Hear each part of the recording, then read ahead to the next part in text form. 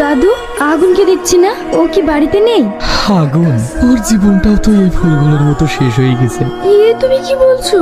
হ্যাঁ, ও যে কখন কোথায় থাকে কেউ জানে না। ও তোকে এখনো ভুলতে পারেনি। তুই যদি ওর কষ্টটা দেখতে চাস তাহলে একসময় আসিস। দাদু, আমি তো আজকেই চলে যাব। তুমি আমার বাড়িতে বেড়াতে যেও, আমি আসছি তাহলে। ঠিক আছে।